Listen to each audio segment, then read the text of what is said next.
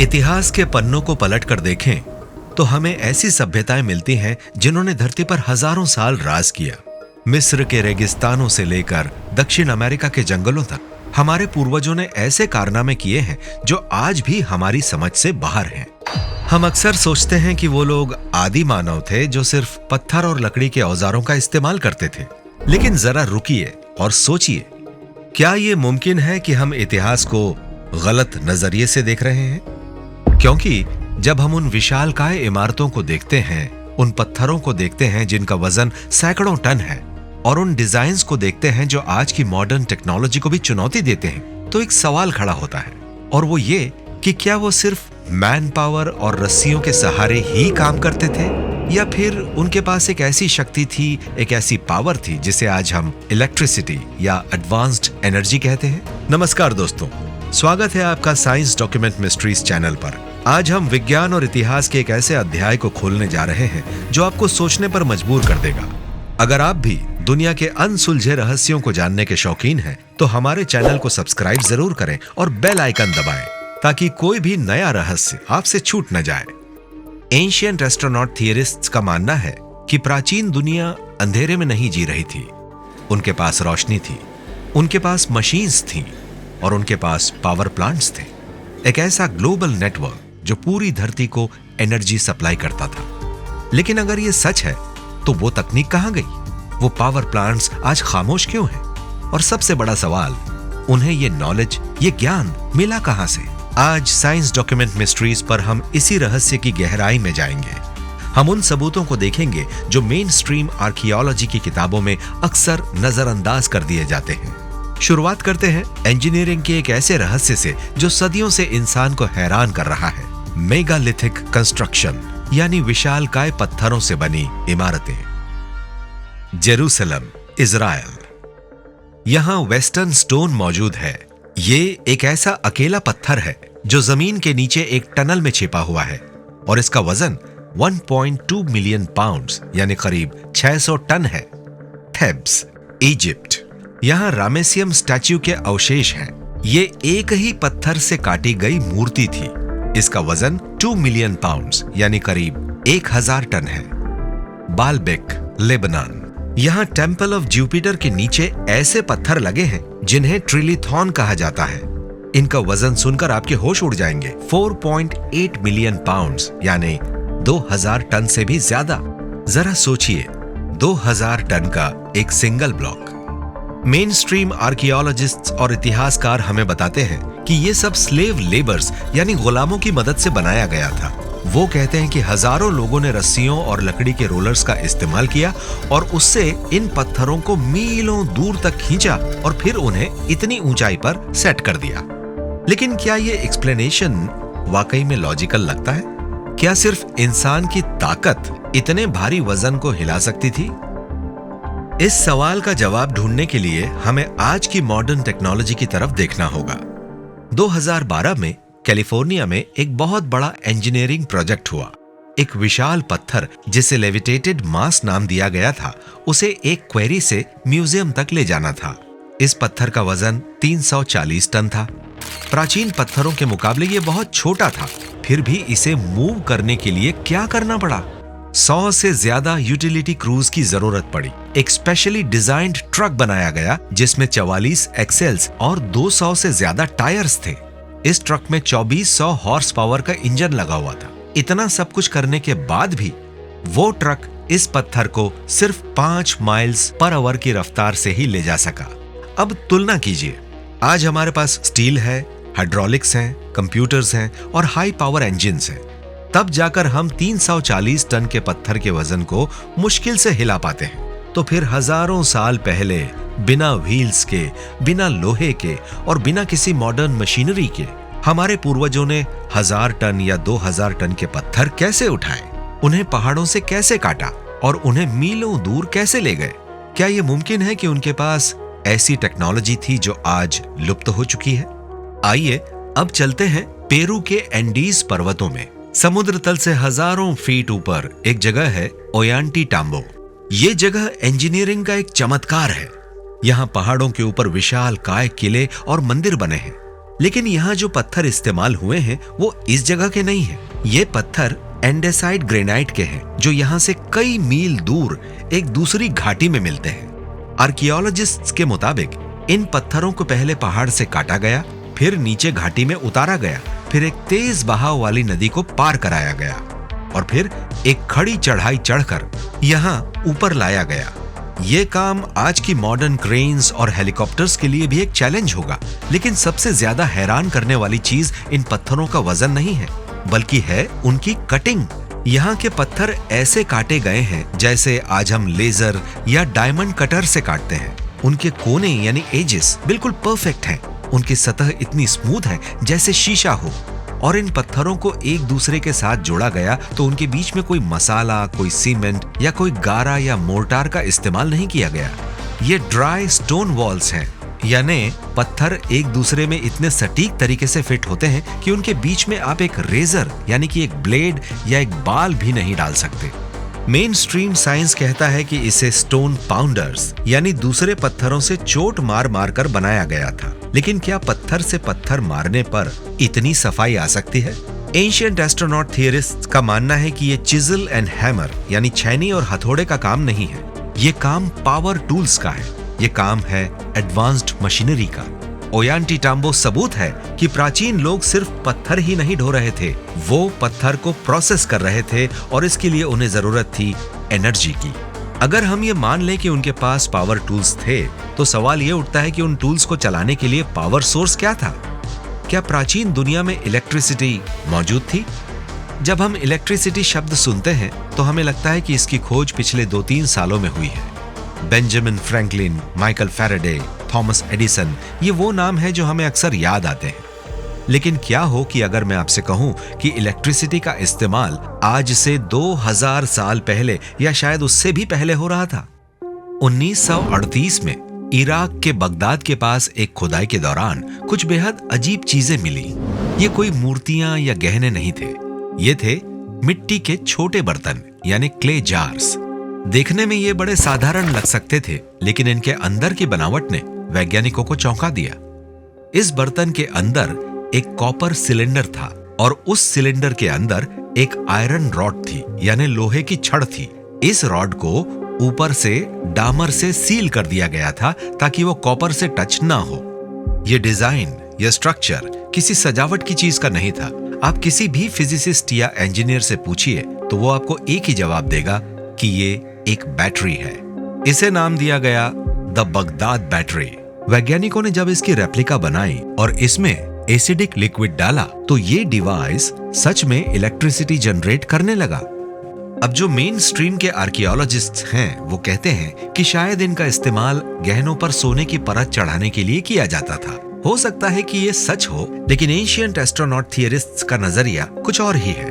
सोचिए, अगर आप ऐसी हजारों बैटरीज को एक साथ जोड़ दें यानी कि एक सीरीज में कनेक्ट कर दें तो आप कितना बड़ा पावर प्लांट बना सकते हैं। ये पावर सिर्फ गहनों के लिए नहीं बल्कि बड़े स्केल्स पर रोशनी या मशीनरी चलाने के लिए इस्तेमाल हो सकती थी। और रोशनी यानी लाइट, इसका सबूत हमें मिलता है इजिप्ट के एक सुदूर मंदिर में। काहिरा यानी कायरो से करीब 300 मील दक्षिण में स्थित है डेंडेरा का हाथोर मंदिर। ये मंदिर मिस्र के सबसे खूबसूरत मंदिरों में से एक है, लेकिन इस मंदिर के एक गुप्त तहखाने में एक ऐसी नक्काशी है जो वैज्ञानिकों के बीच बहस का विषय बनी हुई है। इस नक्काशी में मिस्र के पुजारी यानी प्रीस्ट कुछ बड़ी बड़ी वस्तुओं को पकड़े हुए हैं। ये वस्तुएं देखने में बिल्कुल आज के बल्ब या ट्यूबलाइट जैसी लगती हैं। इन बल्ब्स के अंदर एक स्नेक बना हुआ है जो लहरा रहा है। मेन स्ट्रीम स्कॉलर्स कहते हैं कि यह सिर्फ एक प्रतीक है, एक सिंबोलिज्म है, लेकिन इंजीनियर्स इसे दूसरे नजरिए से देखते हैं। आज के मॉडर्न क्रूक्स ट्यूब या डिस्चार्ज लैंप में जब बिजली गुजरती है तो एक फिलामेंट या प्लाज्मा बीम बनती है और वो भी लहराते हुए सांप जैसी ही दिखती है। और ध्यान से देखिए, इस बल्ब के नीचे एक कॉर्ड या तार निकली हुई है जो एक बॉक्स से जुड़ी हुई है। क्या ये बॉक्स एक जनरेटर या पावर सोर्स हो सकता है? बल्ब के नीचे एक खंभा है जिसे जेट पिलर कहते हैं। यह देखने में बिल्कुल आज के हाई वोल्टेज इंसुलेटर जैसा लगता है जो बिजली के खंभों पर लगे होते हैं। एंशिएंट एस्ट्रोनॉट थियरिस्ट्स पूछते हैं कि अगर ये बल्ब नहीं है तो फिर प्राचीन मिस्र के लोग घने अंधेरे में काम कैसे करते थे। इजिप्ट के वैली ऑफ द किंग्स में राजाओं के मकबरे जमीन के बहुत नीचे पहाड़ों के अंदर बनाए गए हैं। वहां सूरज की रोशनी नहीं पहुंच सकती, वहां बिल्कुल अंधेरा रहता है। फिर भी वहां की दीवारों पर जो पेंटिंग्स हैं वो बेहद बारीक और रंगीन हैं। उन्हें बनाने के लिए रोशनी की जरूरत थी। अगर उन्होंने आग, मशाल या तेल के दियों का इस्तेमाल किया होता तो वहां की छतों पर काला धुआं जम जाना चाहिए था, लेकिन इन मकबरों में धुएं का एक भी निशान नहीं है। तो फिर उन्होंने रोशनी कैसे पैदा की? कुछ लोग कहते हैं कि उन्होंने मिरर्स यानी शीशों का इस्तेमाल करके सूरज की रोशनी को अंदर रिफ्लेक्ट किया होगा, लेकिन फिजिक्स के हिसाब से यह नामुमकिन है। जब आप रोशनी को बार बार रिफ्लेक्ट करते हैं तो उसकी तीव्रता यानी इंटेंसिटी कम हो जाती है और वहां ऐसा करने पर 4-5 मोड़ों के बाद अंधेरा हो जाएगा। तो क्या उनके पास एक ऐसा लाइट सोर्स था जो धुआं नहीं छोड़ता था? क्या डेंडेरा बल्ब सिर्फ एक ड्राइंग नहीं बल्कि एक टेक्निकल ब्लूप्रिंट है? अगर छोटी मोटी रोशनी के लिए बैटरीज और बल्ब्स थे तो फिर उन विशाल काय मशीनों के लिए पावर कहां से आती थी जिन्होंने 1000 टन के पत्थर उठाए? इसके लिए हमें चलना होगा दुनिया की सबसे रहस्यमयी इमारत के पास, the great pyramid of Giza. हम बचपन से सुनते आ रहे हैं कि पिरामिड्स मिस्र के राजाओं के मकबरे हैं, लेकिन क्या आप जानते हैं कि द ग्रेट पिरामिड के अंदर आज तक किसी भी राजा की ममी नहीं मिली, कोई ताबूत नहीं मिला, यहाँ तक कि दीवारों पर कोई नाम या कोई हायरोग्लाइफिक्स भी नहीं मिले। ये एक बहुत ही क्लीन और टेक्निकल स्ट्रक्चर है।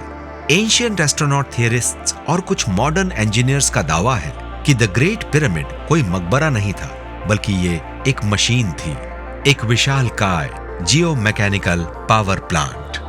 आइए इस पिरामिड के अंदर चलते हैं और इसे एक इंजीनियर की नजर से देखते हैं। ग्रेट पिरामिड को बनाने में 2.3 मिलियन पत्थर यानी 23 लाख पत्थर लगे हैं। ये पत्थर लाइमस्टोन और ग्रेनाइट के हैं। ग्रेनाइट में भारी मात्रा में क्वार्ट्ज क्रिस्टल होता है और जैसा कि हम जानते हैं क्वार्ट्ज में एक खूबी होती है पीजो इलेक्ट्रिसिटी की। मतलब अगर आप क्वार्ट्ज पर दबाव या प्रेशर डालते हैं या उसे वाइब्रेट करते हैं तो वो इलेक्ट्रिसिटी जनरेट करता है। क्रिस्टोफर डन एक मैकेनिकल इंजीनियर हैं जिन्होंने the Giza power plant theory दी है। उनके मुताबिक पिरामिड को धरती की नेचुरल वाइब्रेशंस को पकड़ने और उसे एनर्जी में बदलने के लिए डिजाइन किया गया था। लेकिन ये मशीन काम कैसे करती थी? पिरामिड के सबसे नीचे जमीन के अंदर एक सबटेरेनियन चैम्बर है। डन की थियरी कहती है कि नील नदी का पानी यहाँ पंप किया जाता था और पानी के तेज बहाव और वाटर रैम इफेक्ट से एक हाइड्रोलिक पल्स क्रिएट होती थी। धक धक धक। ये पल्स एक दिल की धड़कन की तरह पूरे पिरामिड को वाइब्रेट करती थी। ये वाइब्रेशन ऊपर की तरफ जाती थी। अब चलते हैं ऊपर क्वींस चैम्बर में। यहाँ पर 2 एयर शाफ्ट्स हैं। सालों तक लोग सोचते थे कि ये हवा के लिए बनाए गए थे, लेकिन 1993 में जब रुडोल्फ गेंटनब्रंक ने अपना रोबोट अपाउट 2 इन शाफ्ट्स में भेजा तो दुनिया हैरान रह गई। शाफ्ट के आखिर में एक छोटा सा दरवाजा था और उस दरवाजे पर कॉपर के हैंडल्स यानी तांबे के कुंडे लगे थे। कॉपर जो इलेक्ट्रिसिटी का सबसे अच्छा कंडक्टर है। 2011 में जेडी रोबोट ने इस दरवाजे के पीछे झांका। वहां उसे जमीन पर लाल रंग के निशान मिले जो किसी सर्किट डायग्राम या राइटिंग इंस्ट्रक्शंस जैसे लग रहे थे। इंजीनियर क्रिस डन का मानना है कि इन शाफ्ट्स के जरिए हवा नहीं बल्कि केमिकल्स डाले जाते थे। उत्तरी शाफ्ट से हाइड्रेटेड जिंक और दक्षिणी शाफ्ट से डाइल्यूट हाइड्रोक्लोरिक एसिड। जब ये दोनों केमिकल्स क्वींस चैम्बर में मिलते थे तो एक केमिकल रिएक्शन होता था और इस रिएक्शन से पैदा होती थी हाइड्रोजन गैस। हाइड्रोजन जो आज भी रॉकेट फ्यूल और क्लीन एनर्जी का सबसे बड़ा स्रोत है।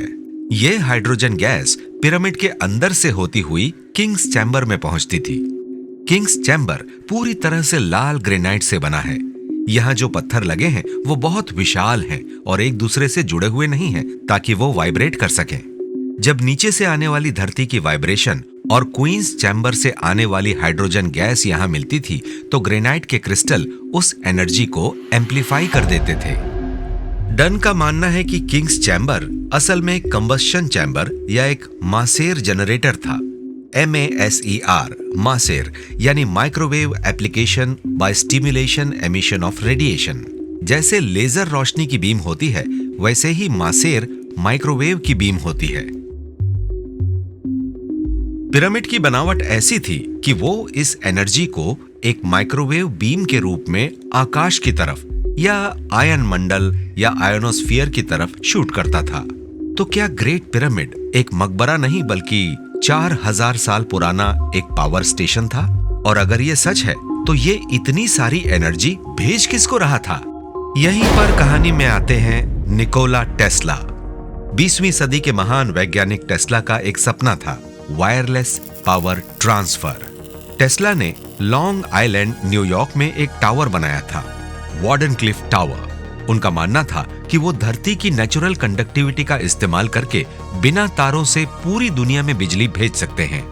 उनका कहना था कि अगर हम धरती में स्टैंडिंग वेव्स क्रिएट कर दें तो कोई भी इंसान कहीं भी जमीन में एक रिसीवर लगाकर मुफ्त में बिजली पा सकता है। एंशिएंट एस्ट्रोनॉट थियरिस्ट्स का कहना है कि टेस्ला ने कुछ नया नहीं खोजा था, वो तो बस उस टेक्नोलॉजी को रीडिस्कवर कर रहे थे जो प्राचीन मिस्र के लोग हजारों साल पहले इस्तेमाल कर चुके थे। अगर ग्रेट पिरामिड एक पावर प्लांट था तो सवाल ये उठता है कि उसके रिसीवर्स क्या थे? दुनिया भर के प्राचीन शहरों में चौराहों पर, मंदिरों के बाहर हमें एक खास तरह के पत्थर के खंभे मिलते हैं जिन्हें हम अबेलिस्क कहते हैं। ये अबेलिस्क अक्सर ग्रेनाइट के बने होते हैं, यानी इनमें भी क्वार्ट्ज क्रिस्टल होता है। मिस्र में इन अबेलिस्क के ऊपर एक पिरामिड के आकार का पत्थर होता था जिसे बेन स्टोन कहते थे और इसे अक्सर सोने या इलेक्ट्रम से मढ़ा जाता था। हम सब जानते हैं कि सोना बिजली का बेहतरीन कंडक्टर है, तो क्या ये मुमकिन है कि अबेलिस्क सजावट के खंभे भर नहीं थे? क्या ये क्रिस्टल एंटीनास थे? इमेजिन कीजिए, गीजा का power plant microwave energy broadcast कर रहा है। ये एनर्जी सैटेलाइट की तरह वातावरण में रिफ्लेक्ट हो रही है और जमीन पर लगे हजारों ओबेलिक्स उस एनर्जी को रिसीव कर रहे हैं और अपने आसपास के इलाके में वायरलेस एनर्जी बांट रहे हैं। Stonehenge, Teotihuacan, Machu Picchu. Ancient astronaut theorists मानते हैं कि ये सभी प्राचीन स्थल रैंडमली नहीं बनाए गए थे। ये धरती के खास एनर्जी पॉइंट्स या टेल्यूरिक करंट्स के ऊपर बनाए गए थे ताकि इस ग्लोबल पावर ग्रिड को चालू रख सके। लेकिन अगर ये सब सच है, अगर हमारे पूर्वजों के पास इतनी एडवांस्ड टेक्नोलॉजी थी, इतना बड़ा पावर ग्रिड था, तो आज वो कहां है? हम आज कोयला और तेल क्यों जला रहे हैं? हम वो तकनीक भूल कैसे गए? हर महान सभ्यता का अंत होता है और शायद इस एडवांस्ड सिविलाइजेशन का अंत किसी साधारण युद्ध से नहीं बल्कि एक भयानक कैटास्ट्रोफ से हुआ।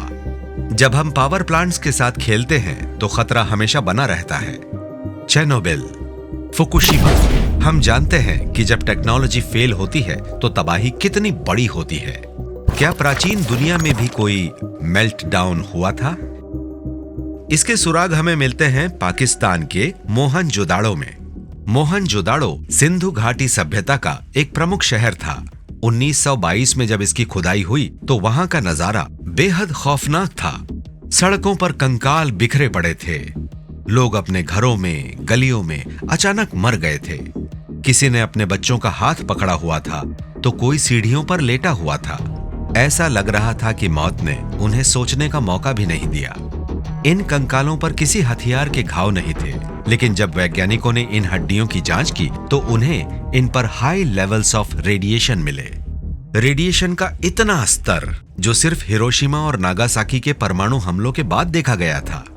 और सिर्फ हड्डियां नहीं, मोहनजोदाड़ो की दीवारों पर और वहां के मिट्टी के बर्तनों पर विट्रिफिकेशन के सबूत मिले हैं। विट्रिफिकेशन तब होता है जब पत्थर या रेत इतनी ज्यादा गर्मी में पिघल जाए कि वो कांच बन जाए। साधारण आग से ऐसा नहीं होता, इसके लिए हजारों डिग्री तापमान की जरूरत होती है। तो क्या ये किसी न्यूक्लियर एक्सप्लोजन का सबूत है? क्या मोहनजोदाड़ो किसी प्राचीन न्यूक्लियर पावर प्लांट के फटने का शिकार हुआ था, या फिर ये किसी एंशिएंट एटॉमिक वॉर का परिणाम था? भारत के प्राचीन ग्रंथ महाभारत में ऐसे हथियारों का वर्णन है: ब्रह्मास्त्र, अग्नेयास्त्र, ग्रंथों में लिखा है एक अकेला प्रोजेक्टाइल जिसमें पूरे ब्रह्मांड की शक्ति थी, धुएं और आग का एक विशाल स्तंभ उठा जो हजारों सूर्यों की तरह चमकीला था। ये वर्णन एक एटॉमिक बॉम्ब के विस्फोट जैसा ही लगता है। एंशिएंट एस्ट्रोनॉट थियरिस्ट्स मानते हैं कि शायद यही वो वजह थी कि ये सभ्यताएं नष्ट हो गईं। हो सकता है कि एक्स्ट्रा टेरेस्ट्रियल्स ने उन्हें ये टेक्नोलॉजी दी हो, लेकिन इंसान उसे संभाल नहीं पाया और फिर एलियंस के बीच कोई युद्ध हुआ जिसने इस पूरे पावर ग्रिड को नष्ट कर दिया। हिमालय की ऊंचाइयों में स्थित माउंट कैलाश और चीन में मिले प्राचीन बुद्धिस्ट डायग्राम्स जैसे कि माउंट मेरू के चित्र को भी कुछ मॉडर्न वैज्ञानिक आज के पार्टिकल एक्सीलरेटर और साइक्लोट्रॉन के ब्लूप्रिंट जैसा मानते हैं।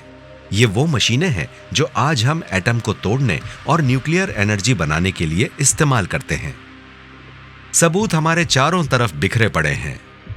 विशालकाय पिरामिड जो आज भी अपनी जगह पर खड़े हैं, ओबेलिक्स जो आज भी आसमान की तरफ इशारा कर रहे हैं, और वो रेडियोधर्मी खंडहर जो आज हमें चेतावनी दे रहे हैं। आज हम फिर से उसी राह पर हैं। हम न्यूक्लियर पावर प्लांट्स बना रहे हैं, हम वायरलेस चार्जिंग की तरफ बढ़ रहे हैं, हम मार्स पर जाने की तैयारी कर रहे हैं। लेकिन हमें ये सोचना होगा कि क्या हम इतिहास बना रहे हैं या फिर हम सिर्फ इतिहास को दोहरा रहे हैं। क्या यह मुमकिन है कि हम एक साइकिल में जी रहे हैं जहां सभ्यताएं उठती हैं, टेक्नोलॉजी के शिखर पर पहुंचती हैं और फिर अपनी ही गलतियों से या किसी बाहरी शक्ति के हस्तक्षेप से मिट्टी में मिल जाती हैं? शायद प्राचीन खंडहरों में दबी ये टेक्नोलॉजी सिर्फ पत्थर और धूल नहीं है।